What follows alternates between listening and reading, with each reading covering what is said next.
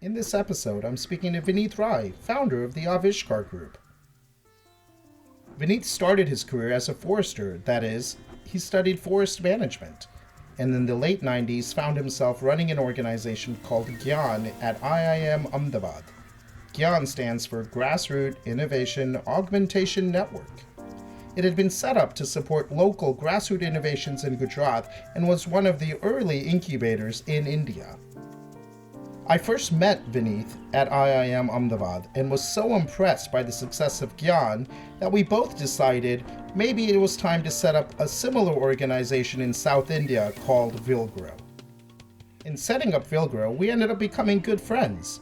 And as all good friends in the sector, we would debate development all the time. In fact, we still debate development all the time.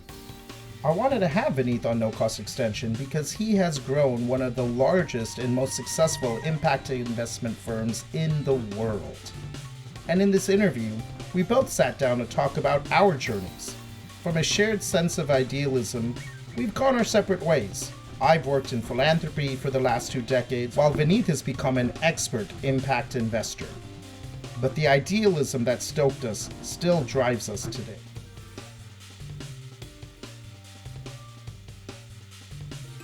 Good morning. Guess no one's on. Hey, Vineet. Deval, can you hear me? Yes, I can hear you clearly, sir. How are you? Very good, sir. Great. Thank you, Vineet. This is odd because we know each other again as friends, but I've been thinking about the first time we met, and I guess it was years ago. I believe it was 2000, 2001. I was even trying to find the email as well. 1999. It was 99, even better. And I remember it was at the time we were looking to support organizations with scale.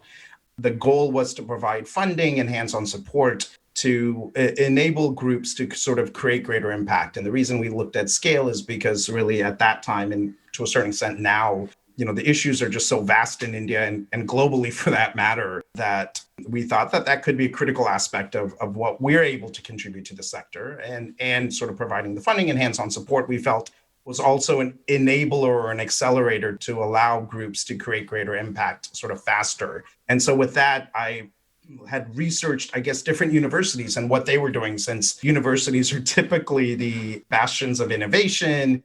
There's also a sense of idealism that is also associated with universities. And I think through that, I saw that there was a great initiative under IIM Ahmedabad that was working with farmers and helping sort of them take innovations to market. And I still remember vividly coming to your office for the first time. I don't know if you remember this or not, and saying, what are you doing? Can you give us more information? And are there ways that we can, partner together? That was, I guess, how our relationship began, clearly from my side, but I think it'd be great to hear from your side on what you felt, I guess, was some of those initial meetings, because I think they were definitely critical in building our friendship for sure. Let me give the context to people. So I was, I think, 28. You must have been 26 or 25 at that time. 24. 24, even younger. I was actually coming from a classical middle-class Indian background, never seen money, always struggled to survive. Had become a CEO when I was 26. I was running a government of Gujarat organization, so I was reasonably arrogant as well at that time. Young, arrogant. When I looked at you as a 24-year-old, I thought, oh my God, this guy had no clue what he thinks. That was actually a repeated frame of mind that most of us had at that time. And then we started talking. And of course, you were talking about things that I had little understanding of. I mean, you were talking about accelerator. You were talking about doing something in not-for-profit world. And while I was running a not-for-profit, I used to think like a for-profit guy, even in a not-for-profit setup, because I was not necessarily a quintessential jhulawala. I was not necessarily coming from a very not-for-profit background. My first reaction was, hey, there is a guy with money. Let me do whatever it takes to get the money out of him. That was my first reaction.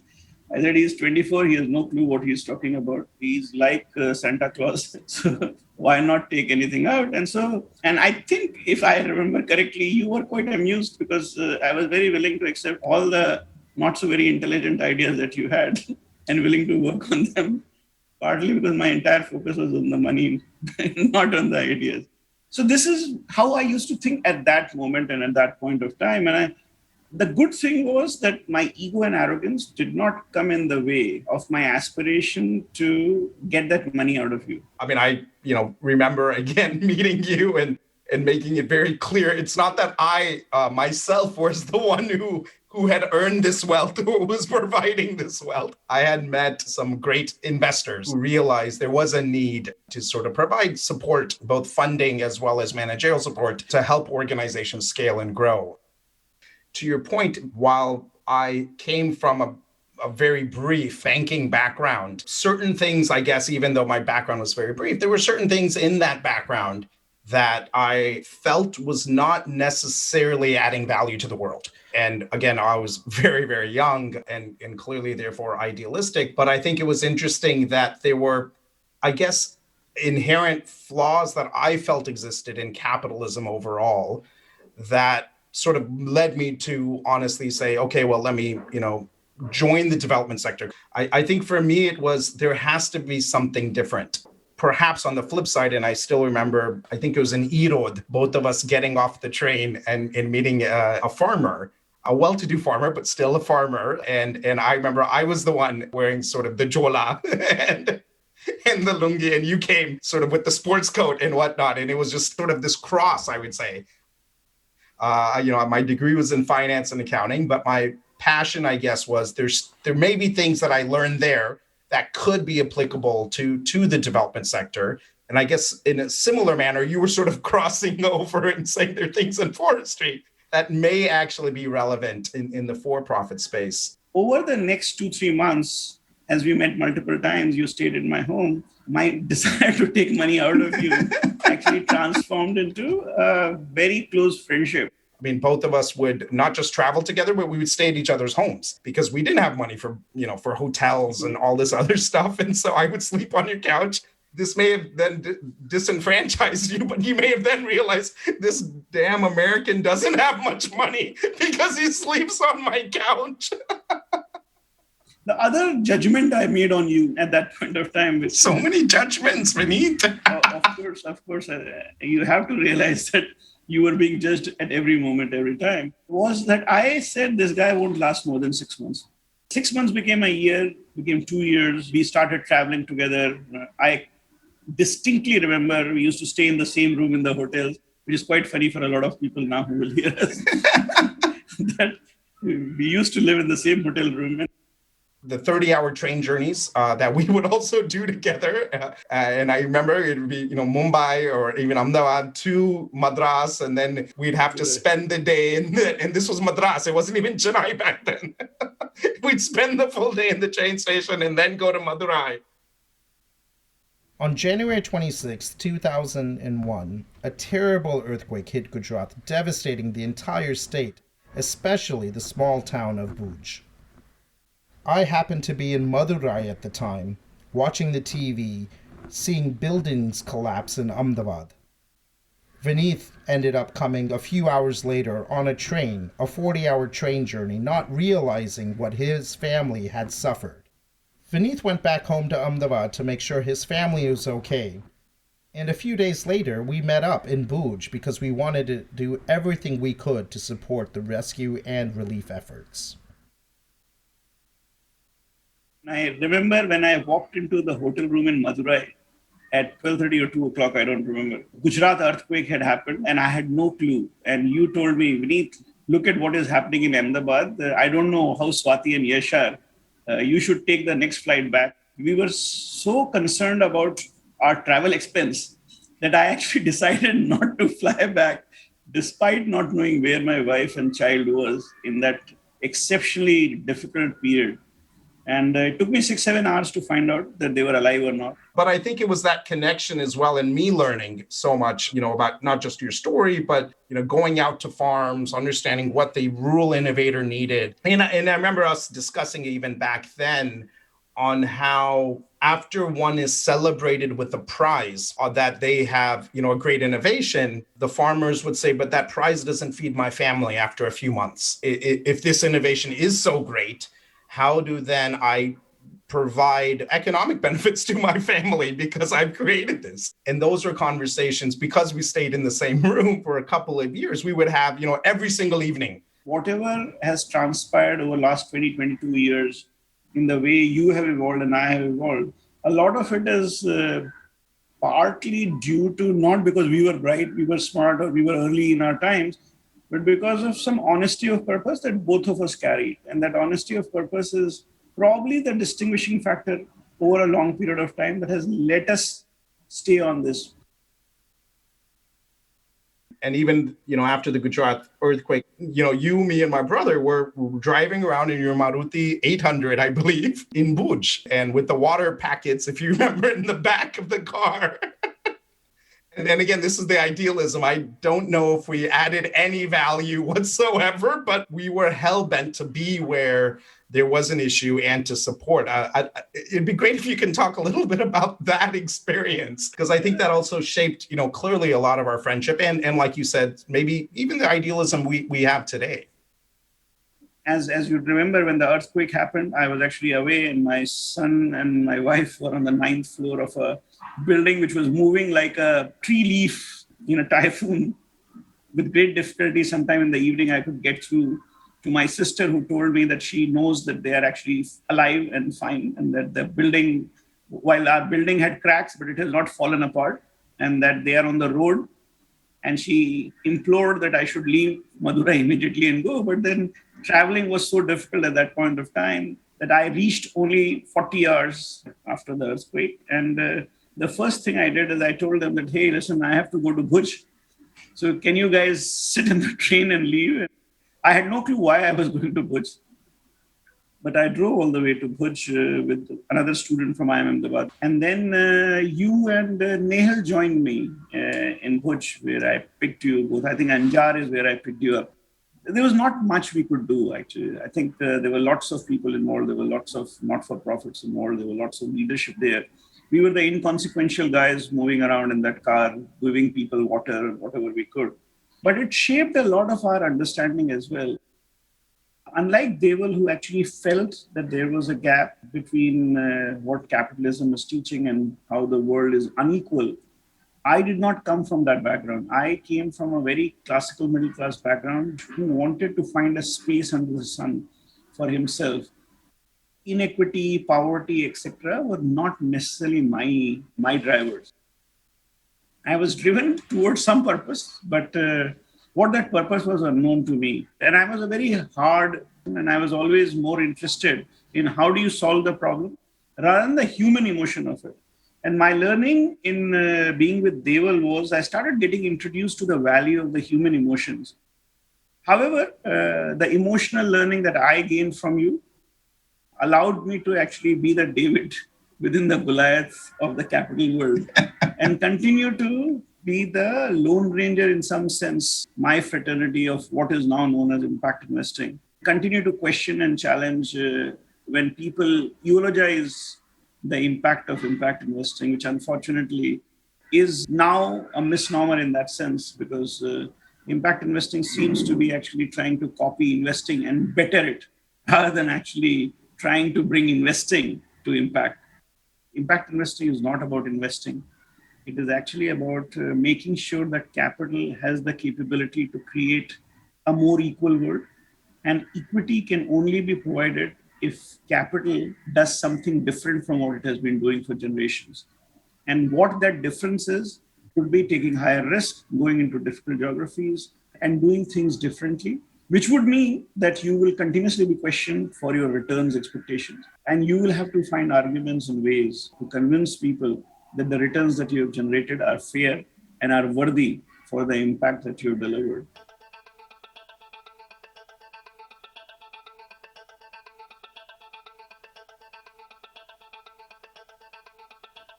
I think when, you started Aavishkaar, a couple of years later, and like you says, you've said many times before, the term even impact investing didn't exist It was more about how do you bring capital to organizations and entrepreneurs in areas that typically people won't fund. And the reason I bring this up is because even at least driving force for me to come to, I am Ahmedabad and then support the creation of Vilgrow was around that capital can also play a different role. And so it wasn't sort of that I was shunning capitalism completely. I felt there was a role to play. By that time, I had already supported groups like Magic Bus and Anjali in West Bengal. You remember Ratnaboli Ray and, dealing with mental health. And we would do these little meets, with all of us. And I don't want to put words in your mouth, but I remember you saying there's a need for this as well. And I say this just because I think when you were setting up, or at least the first couple of years, people would say, oh, but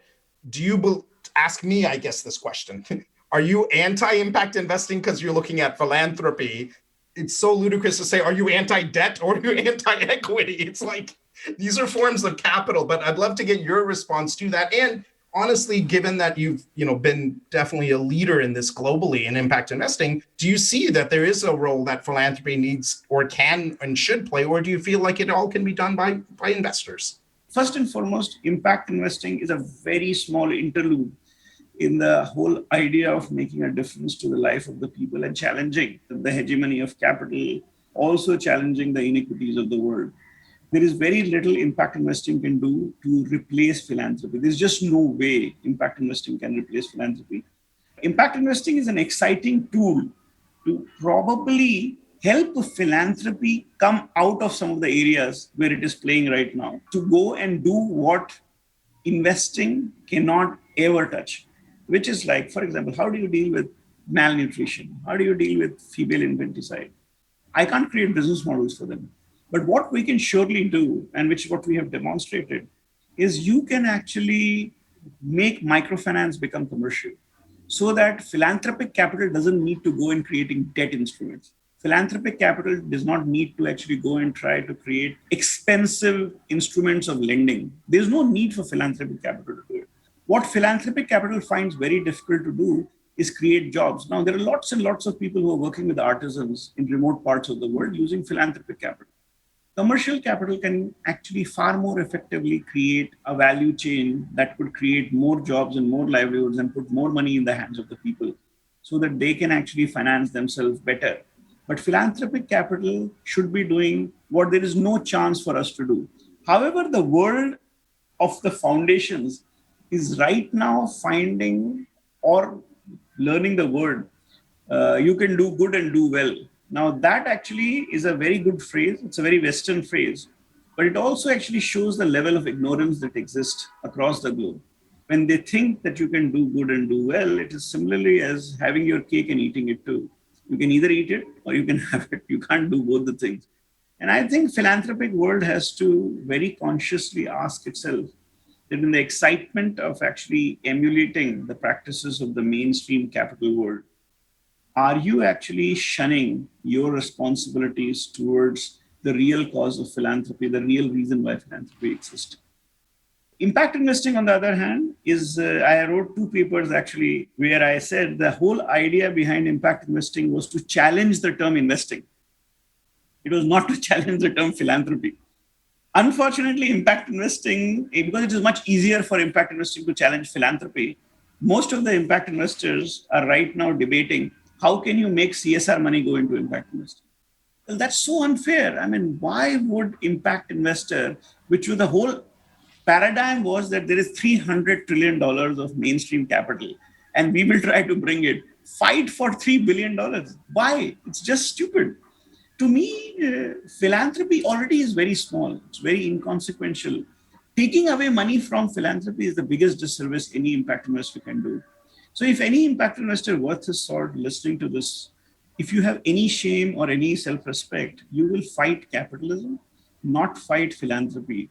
You will support philanthropy. In fact, money that you make, you should pass on to philanthropy and try to take away more money from the $300 trillion that exist. And then do not try to become the $300 trillion or their behavior. Do not try to emulate their behavior. Try to emulate the behavior of philanthropy and make the money be more accountable and responsible. even with the Aavishkaar investments, many of them have been, again, maybe not consciously, but you have invested in organizations and entrepreneurs who typically would not access capital. The thought process at Aavishkaar was very simple. I wanted to create jobs where people live, not to actually relocate them to Dharavi and live in penury away from their families. I will take back to my own experiences. Why do you separate families? Why do you make villages without any able-bodied person? Why would you do that? And the reason we do this is simply because we have believed that the only way to create jobs is move people to Mumbai and Delhi. And what happened during COVID time when millions of people walked? That actually showed you how lopsided and stupid our development paradigm has been. And I wanted to use the power of capital because I learned during my 2000s when we were actually struggling. You remember Pawan Mehra as well. Pawan was also actually yes, of course.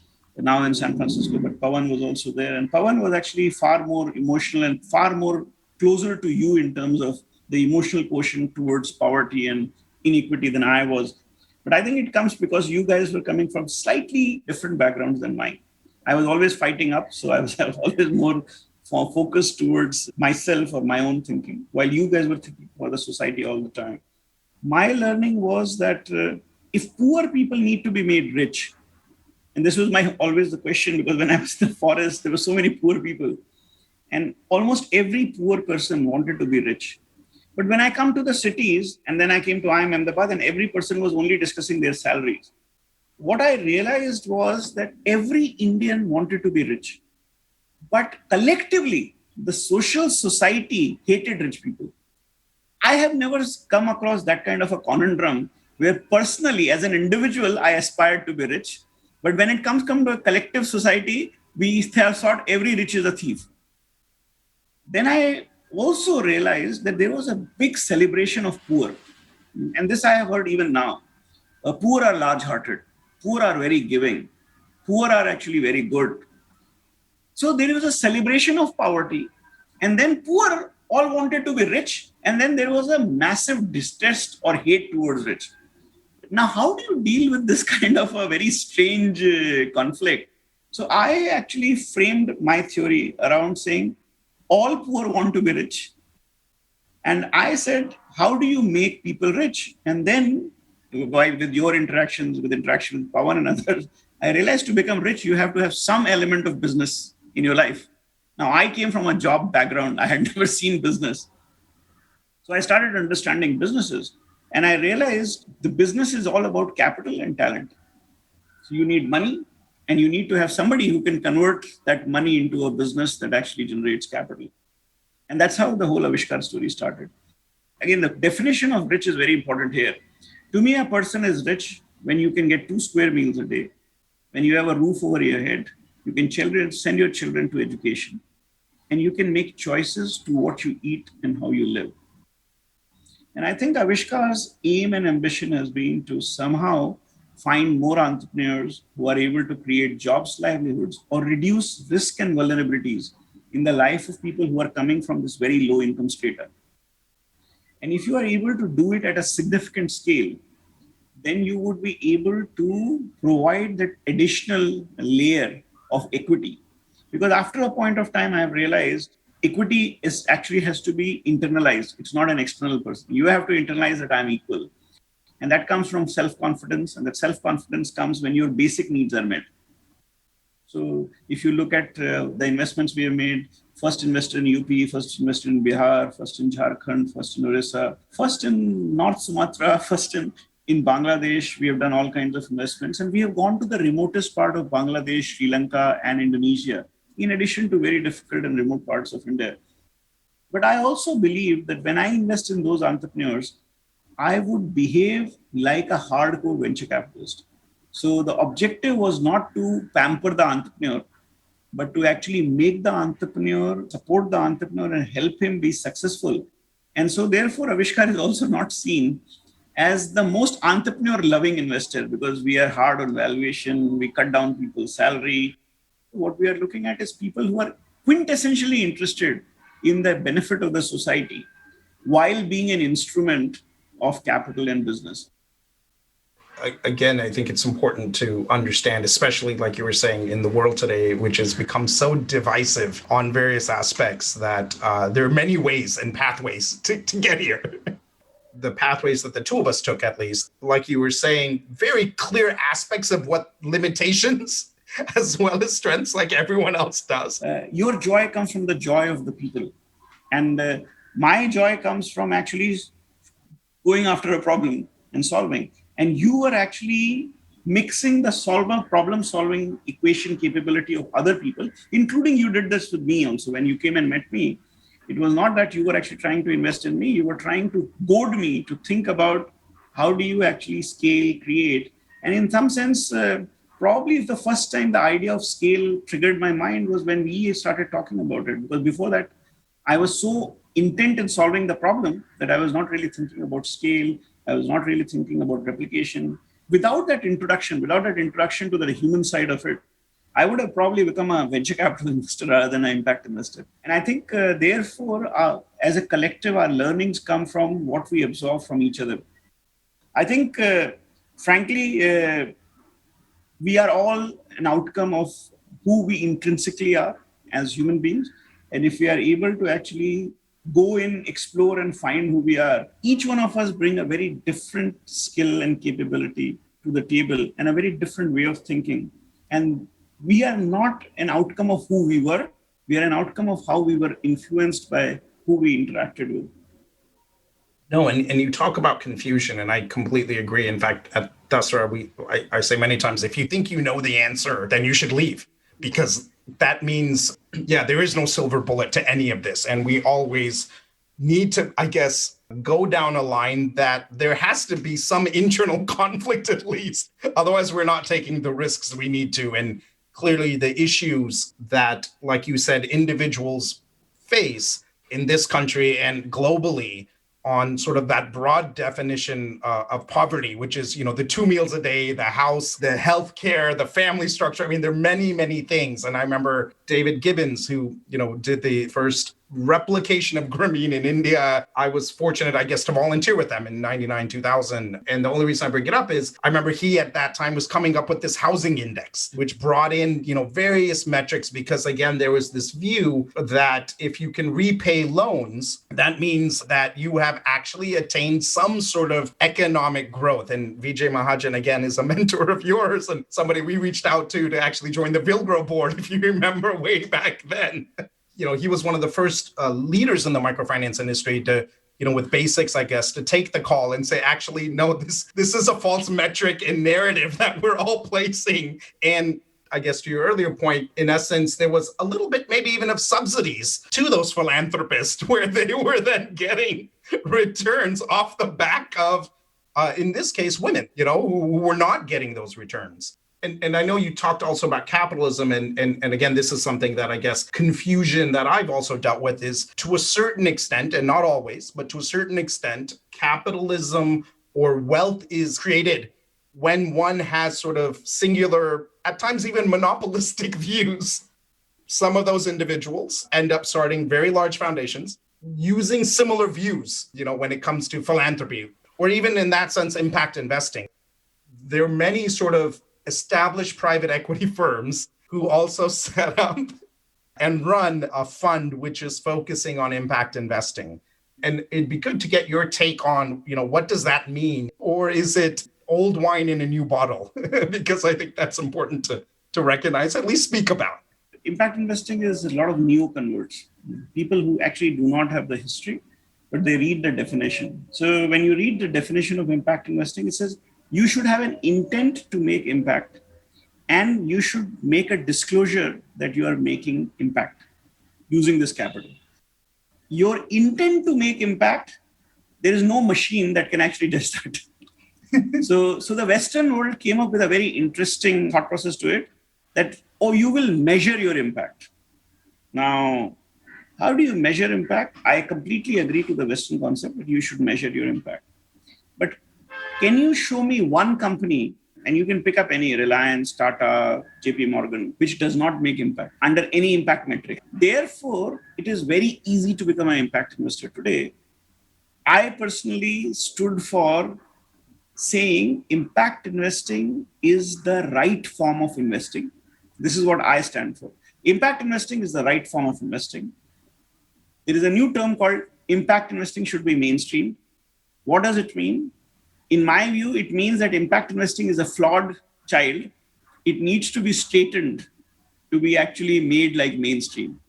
Our passion or our argument was that if we can wean away a significant amount of $300 trillion from greed is good narrative to a narrative that's sustainable is resilient, that you should be able to create a more equal world using this capital, then you would be able to have a much greater outcome for the world as usual, maybe not as an investor for yourself. And therefore, the distinct difference between impact investing is investing is all about LP's money, and impact investing is all about societal benefit while protecting the LP's money and generating a return over it. Now, I will tell you as an entrepreneur, I'm an entrepreneur. I chose to be in this space and I see the battle being lost. I am not the guy who instinctively is born to throw in the toggles. So I started asking myself, should I become a revolutionary and start abusing everybody on the stage? That's actually one way to go. The second is to actually play their own game and win it. Because if impact investing is to change the world, and if our belief is the world has to be changed, my becoming a revolutionary and a martyr does not really make a difference. I need to go inside the system and change it and challenge it. So what I am doing is I am going and meeting all the large funds and telling them, listen, guys, here are the companies that we are creating. We are creating them in the manner that you would actually. There is transparency, there's corporate governance, there is real impact. They are actually creating jobs and livelihoods where people live. And these companies require more capital than companies which are actually evolving in San Francisco and other ecosystems. Remember that nobody understands the future. Nobody can actually predict the future. So if I can actually parcel and present our companies as those companies that will be successful in the future, there is no reason for these guys to not invest in my companies. The other metric that people have asked, the large impact investors seek, has the commercial venture capital gone into these companies? Because they are not satisfied with impact investors, because small impact investors are still inferior to the large impact investors. But commercial venture capital is seen as a proud association with large impact investors. So the other thing that we have to do is, especially in India, which has been possible, is to convince the mainstream venture capital guys who have nothing against impact. They don't feel anything wrong with impact. They want to participate in something which will become large and extraordinary, like microfinance did. Microfinance was able to be presented to early stage people like Sequoia and others that this is a very scalable business model, of course, very impactful. And even despite all the criticism in the world, microfinance does deliver 30% people. So if you lend microfinance to 100 people, 30 people do go get out of poverty. However, there is no poverty alleviation program I have come across which has a 30% success rate. So I still believe microfinance is a very powerful tool. And because of the participation of the commercial capital, the cost of microfinance has dropped very significantly. The philanthropic microfinance institution were lending at 50% interest rate. Philanthropic guys. Today, India's most commercial guys are lending at 19%, 20%. That's a massive drop that has been achieved by commercialization. And I think that's really what I am trying to do. That instead of becoming a revolutionary and a martyr, try to actually influence people from inside.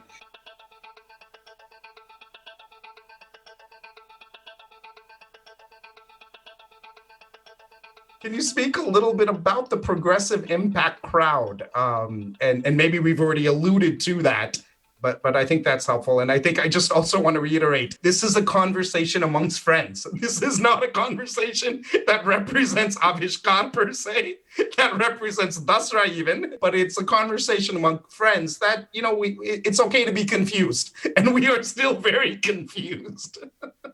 Yeah, no, there was actually a presentation I made.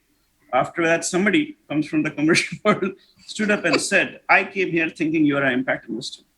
I thought this group stands for impact. Not a single word on impact from you guys. What kind of an impact investor are you? So what I thought is that if the world actually is so obsessed with the word impact, and that Vineet does not use the word impact so many times, then I'm trying to count to 10 so that I can use the word impact 10 times. I can only be considered an impact investor if I use the word impact 10 times and I write the word impact behind my back. Making impact has really no relevance. That's what I was told. My first retort in that meeting was, have you seen our work? Have you visited what we have done before you make this comment of we have not said much about impact? But then I also realized that you are living in this world and this progressive crowd is not looking for my work. It's not looking for the 25 or 21 years what I have done. They are they are counting the word. They are going by what I have said, and that we are probably not saying enough of what they want to hear. Like, for example, every impact report has smiling photographs of poor children looking into the camera, or poor women looking into the camera, or poor men looking into the camera for that matter. I have always hated that depiction of poverty as happy poverty. A poor person cannot be happy. A rich person can be happy, but not necessarily be happy. And that's why I have never eulogized or celebrated poverty, because I genuinely believe, having lived with a lot of poor people, that not a single poor want to be. There is a massive debate I had with Venkat of Give Foundation on this debate that poor are large-hearted. I said, poor are not large-hearted. They are human and they are as good and as bad as we are. They are large-hearted because they depend on the community to survive. So their daily requirements means that they have to survive, depend on somebody else, and therefore their mechanism, the society operates in a communal manner.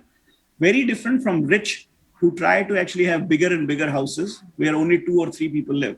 So can you give me, I guess, 2 examples, one of a company you invested in your mind, sort of, how did that sort of affect the community? And then also an example of an investment you couldn't make. But I think that'll also give people a sense of, what you mean, at least, by impact investing.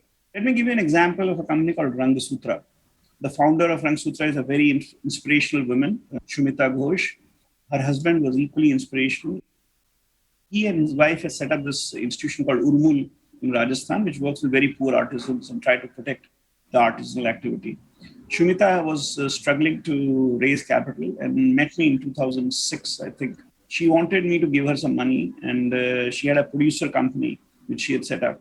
I told her that I cannot give money to producer company. I can give you money if you can set up a company instead of a producer company. And she said, you guys keep coming up with new ideas, new thought process. I have 50,000 women to deal with, and I'm not going to actually be just dancing to your tunes. And she really gave me a good dressing down and left. But I think after 3 months later, she called me and said, okay, would you really give us money if I actually set up a company? I said, I will. And we gave her 25 lakhs. This is long back. And sorry, just convert that in dollar terms. So around 25 lakhs will be roughly around $50,000 in 2005-06. In today's world, it will be $30,000. So $30,000 eroded on exchange rate. Her turnover was also $50,000. So I gave her $50,000.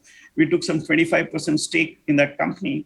And she brought 8,000 women as 74% or 75% shareholder. And with our help, this company then crossed $1.5 million revenue in 3 years' time. Shumita was able to find some buyers who actually bought my 25% stake, gave us a 34% internal rate of return between 2006 and 2010. So I made an investment, 8,000 women became owners of this company. Company went from $1.5 million, from $50,000, $50,000 to $1.5 million in revenue, created jobs, created livelihoods, made impact. Women live in the remotest part of India-Pakistan border in Bikaner. Exceptional impact. Everything was mind-blowing. And then I learned that in the kind of investments I make, I have to create significant scale and significant profits in the companies. And so I chose not to repeat this investment. I showcased it and I said, case studies of great success and why Aavishkaar will never do it. And a lot of my investors completely fell off their chair, saying, what kind of a stupid man you are. You're actually showing a showcase study and then you are saying you will not do it? Because I said, I have now understood what you want and you do not want me to do this. So I was actually trying to, in some sense, challenge. But the reality was that my investors did not want me to do it. They all wanted me to explain that a little bit more.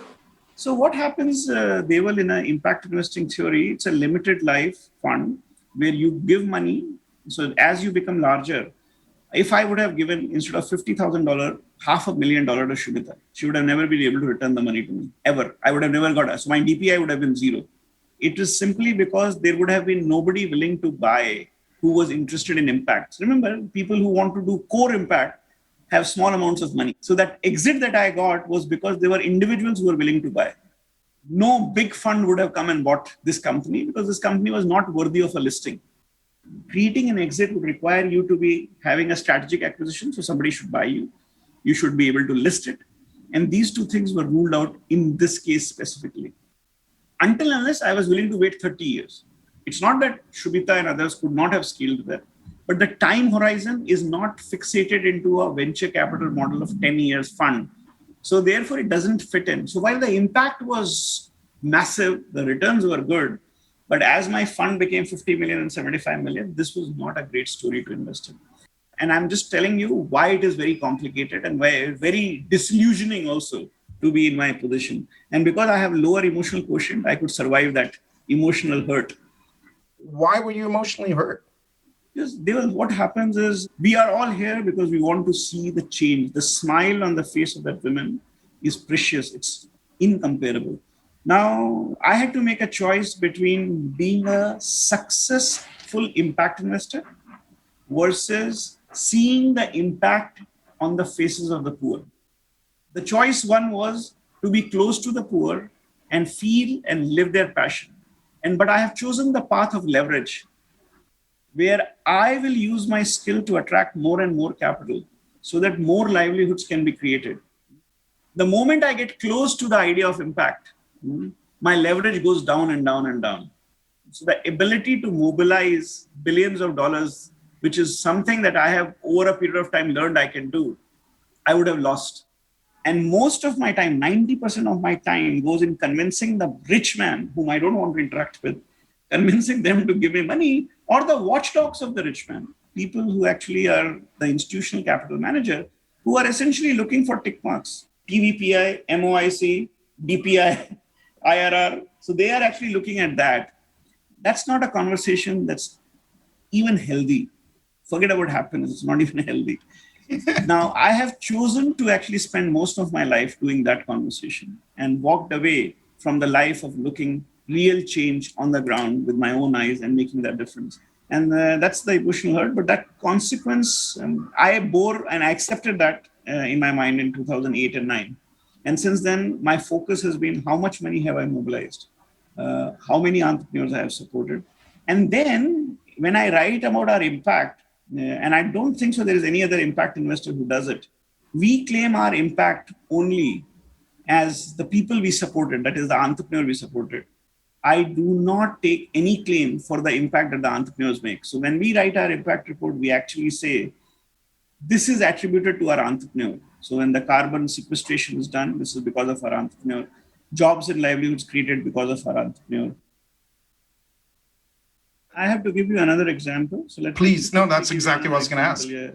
Another example was, I had a colleague, Ajay Maniyar, and he had joined me in 2011-12. And he said, Vineet, I'm not able to, he came from Citibank. So he said, Vineet, I'm not able to figure out how to find an entrepreneur who's making impact. I said, so if you drive around or if you travel around, what do you see? You see, I see a lot of muck and dirt and filth. So I said, okay, so then you see it as an eyesore? He said, yes. And I said, it's also a health hazard.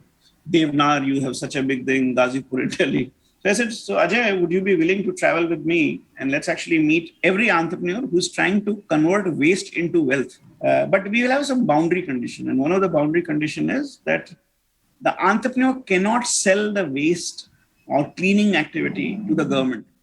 Why was this? Many reasons. So you see outside, there are trucks moving around cleaning Mumbai. That's called tipping fees. It's also called, in our language, lifting and shifting. So you lift the waste and shift the waste somewhere else. You are not really solving the problem. You're just moving the problem. And we were looking for somebody who can be private, who can scale and become $1 billion company, and who creates waste to wealth. So finally, we met across three friends in Ahmedabad. They used to go and work with rag pickers. Rag pickers in India, for those who don't know, are the people who are the poorest of the poorest of the poorest. This is what we call the entry-level job when a poor migrates from the village to the city, but are a very important part of the value chain of recycling of waste. So we come across these three guys who are actually trying to do this, but in a very sophisticated and a very ethical manner. So in our excitement, because we spent almost a year searching for them, we gave them $500,000. Now, if you are an entrepreneur, you get $500,000 while your turnover was $2,000. What will you do? You will actually get excited. The easiest thing in the world of waste is convert cash into waste. So these guys converted a large part of the money that we give them quickly into waste. So instead of the waste lying outside Ahmedabad, it moved into a yard that they have procured.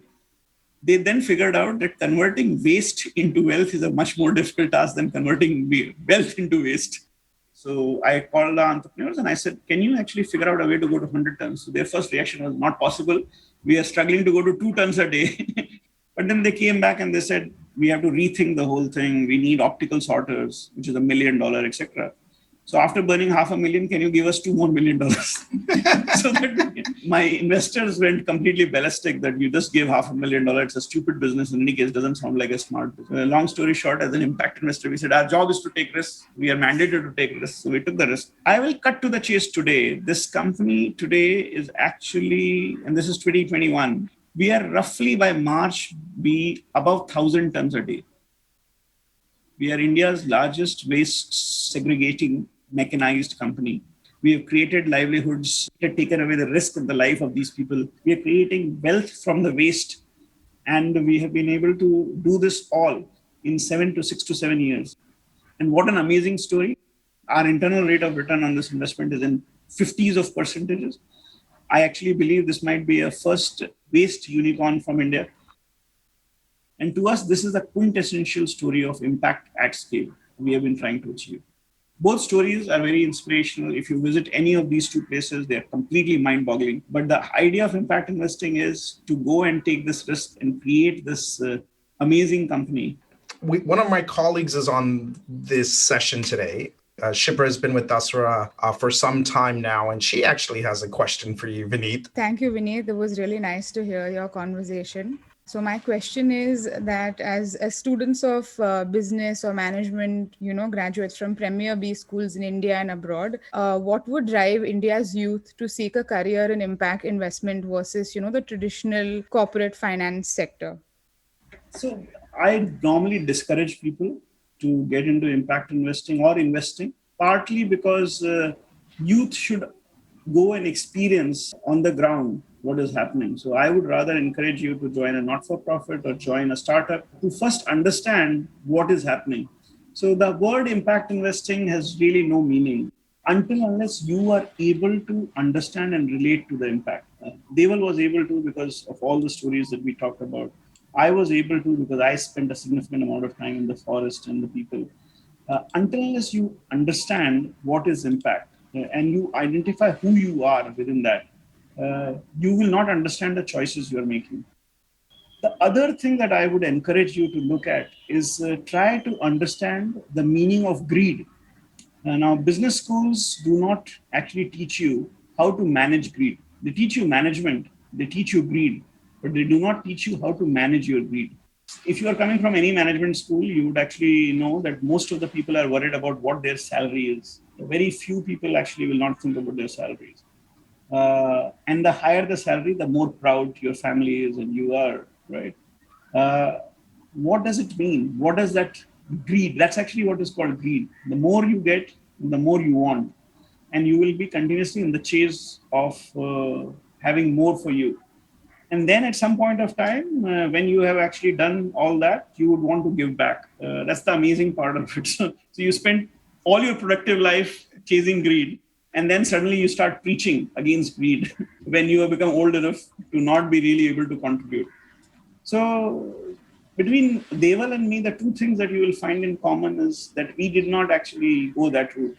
We make our choices of making a contribution when we were not rich, and we never had aspirations to be rich at that point of time. If you can learn to make that choice, then all these careers, all these questions will become, these are moot points in your thought process. They're irrelevant.